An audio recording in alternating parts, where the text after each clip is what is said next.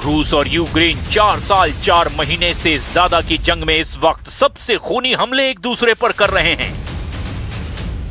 पिछले 100 घंटे में ही जहां यूक्रेन ने रूस में 2000 किलोमीटर दूर मौजूद तेल रिफाइनरियों और डिपो को तबाह कर डाला, तो वहीं जेलेंस्की ने खुद दावा किया कि रूस बहुत जल्द यूक्रेन पर महा हमला करने जा रहा है।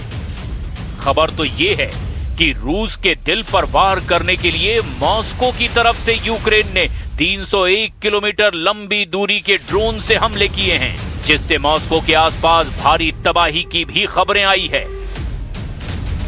खबर तो यहां तक है कि यूक्रेन के तीखे हमलों के बाद रूसी सेना ने स्कंदर मिसाइलों से यूक्रेन में कम से कम 10 इलाकों में भीषण तबाही मचाई है।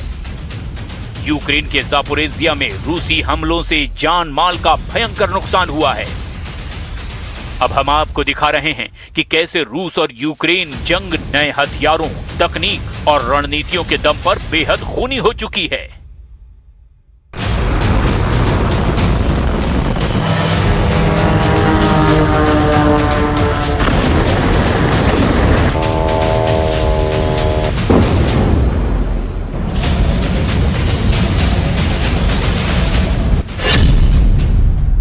चला डाला Zaporizhzhia, Moscow to Crimea 300 drone हमले।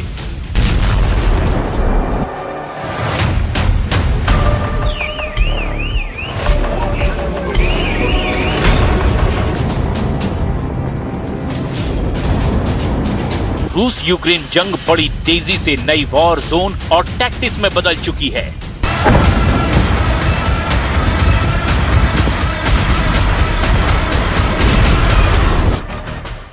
इस समय युद्ध का केंद्र डॉनबास से कुछ हद तक के हटकर क्रीमिया, लॉजिस्टिक्स, ईंधन नेटवर्क और ड्रोन युद्ध बन गया है।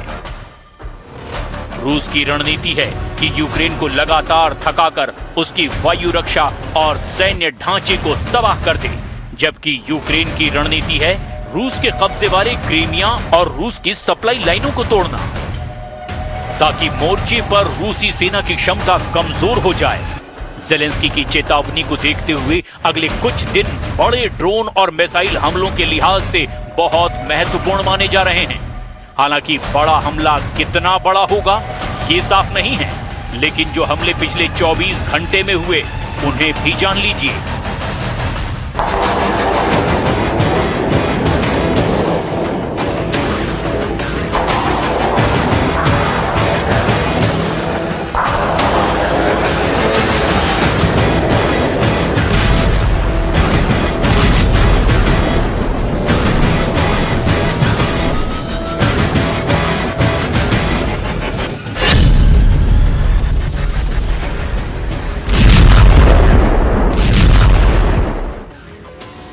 यूक्रेन ने रात भर में रूस के हवाई क्षेत्र में 301 ड्रोन दागे हैं।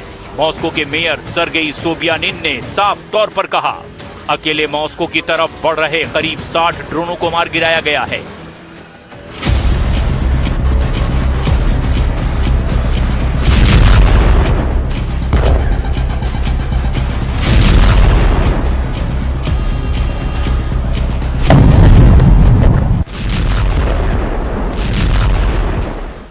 हमले की वजह से शेरमेतियेवो, डोमोडेडोवो और नुकोवो एयरपोर्ट को उड़ानों के लिए अस्थायी रूप से बंद करना पड़ा है।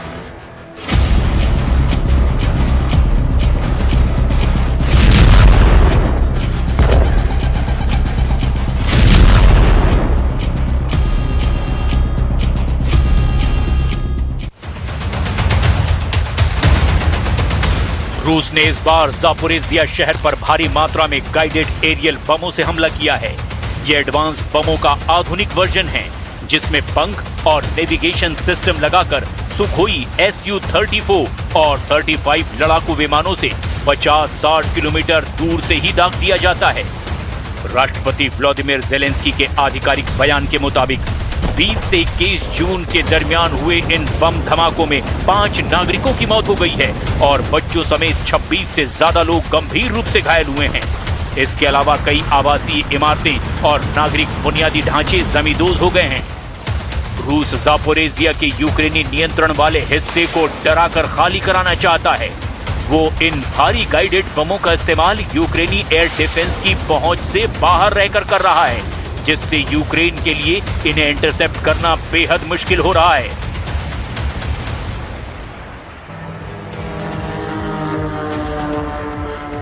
वहीं यूक्रेन के द्वारा रूस के सप्लाई रूट और तेल डिपो पर किए गए सिलसिलेवार हमलों के बाद रूस के कब्जे वाले क्रीमिया में आम नागरिकों और व्यवसायियों के लिए पेट्रोल डीजल की बिक्री पर पूरी तरह रोक लगा दी गई है।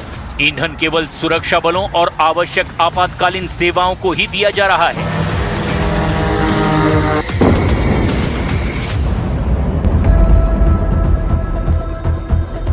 रूस ने यूक्रेन के दक्षिणी बंदरगाह शहर ओडेसा के एक कृषि और ईंधन भंडारण केंद्र पर स्कंदर बैलिस्टिक मिसाइल से हमला किया है, जिससे वहां भीषण आग लग गई। इसमें एक नागरिक की मौत हुई, कई लोग इसमें घायल हुए।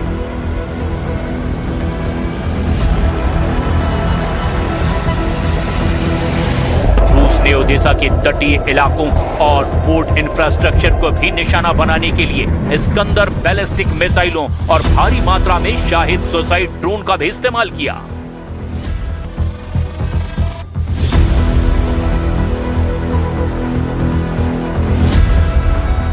यूक्रेनी जनरल स्टाफ की रिपोर्ट के मुताबिक फ्रंट लाइन पर पिछले 24 घंटों में रिकॉर्ड 246 भीषण जमीनी झड़पें हुई है।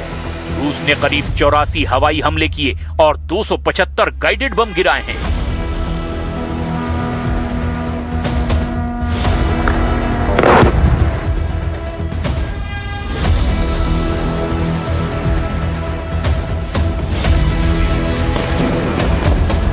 Наразі штурми відбуваються активно, майже через буквально кожні 2-3 дня, але незважаючи на їхні спроби, а також заяви російської сторони про те, що Мала Токмачка окупована або частково. Є також за що подякувати нашим воїнам, зокрема воїнам сил спеціальних операцій Збройних сил України. Наші далекобійні санкції досягли Тюменського регіону в Росії. Це теж нафтопереробка, майже більше 2000 кілометрів від нашого державного кордону.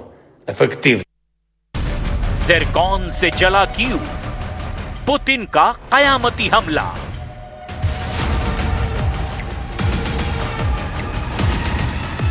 पिछले 100 घंटे में रूस के हवाई हमलों के बाद से राजधानी कीव के कई हिस्सों में बिजली गुल है। 15 लोगों की मौत हो चुकी है और दर्जनों अस्पताल में जिंदगी और मौत की जंग लड़ रहे हैं। फ्रांस के विदेश मंत्री ने इस हमले की तुलना नोट्रे डेम कैथेड्रल पर हुए हमले से की है।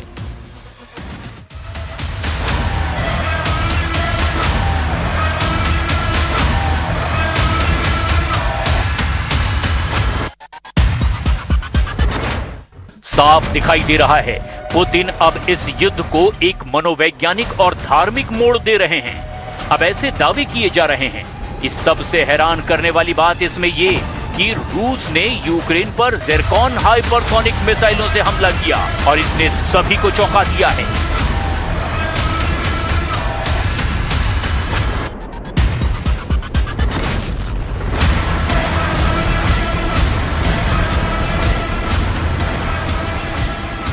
यूक्रेन पर ज़िरकॉन 3M22 हाइपरसोनिक मिसाइलों से हमले हुए हैं। 14 से 15 जून की दरमियानी रात में ज़िरकॉन से पूरा इलाका दहल गया था। यूक्रेनी वायुसेना और सुरक्षा बलों के आधिकारिक बयानों के मुताबिक 100 घंटे पहले रूसी सेना ने यूक्रेन और विशेष रूप से राजधानी कीव पर जो 70 मिसाइलों और 111 ड्रोन का अब तक का सबसे बड़ा संयुक्त हमला किया था, उसमें 6 ज़िरकॉन हाइपरसोनिक क्रूज मिसाइलें भी शामिल थी। रूस ने ये मिसाइलें रूस के कब्जे वाले क्रीमिया प्रायद्वीप से लॉन्च की थी। यूक्रेन के एयरफोर्स कम्युनिकेशन डिपार्टमेंट के मुताबिक अमेरिकी पैट्रियट एयर डिफेंस सिस्टम की मदद से यूक्रेन इन 6 में से 5 ज़िरकॉन मिसाइलों को हवा में ही मार गिराने में कामयाब रहा था। रॉयटर्स और स्थानीय मीडिया ने कीव में गिरे ज़िरकॉन मिसाइल के मलबे और टुकड़ों की तस्वीरें भी जारी की थी। ज़िरकॉन मूल रूप से एक एंटी शिप क्रूज मिसाइल यानी जहाजों को नष्ट करने वाली मिसाइल है, जिसे पुतिन ने जमीनी ठिकानों पर हमला करने के लिए मॉडिफाइड किया है।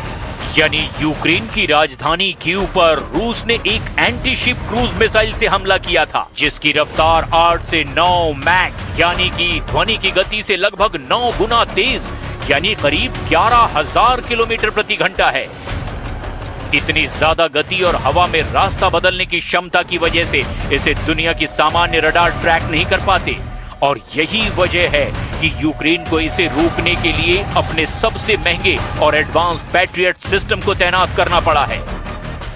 यूक्रेनी जनरल स्टाफ के मुताबिक रूस इन मिसाइलों जिरकॉन, किंजल और ओरेशनिक का इस्तेमाल केवल सैन्य ठिकानों के लिए नहीं, बल्कि यूक्रेन में डर पैदा करने और कूटनीतिक दबाव बनाने के लिए कर रहा है।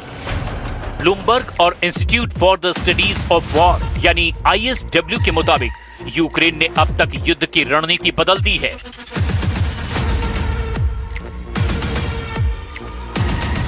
यूक्रेन ने रूस के भीतर 2000 किलोमीटर गहरे औद्योगिक इलाकों को निशाना बनाना शुरू कर दिया है। इसी वजह से रूस के भीतर सैन्य ईंधन की किल्लत 40% तक बढ़ गई है। सबसे सनसनीखेज इनपुट क्रीमिया प्रायद्वीप से है। यूक्रेन ने क्रीमिया को रूस से जोड़ने वाले तीनों मुख्य पुलों को पूरी तरह से डैमेज कर दिया है। रूसी सेना ने क्रीमिया के हाईवेज पर भी मिलिट्री कार्गो ले जाने पर रोक लगा दी है।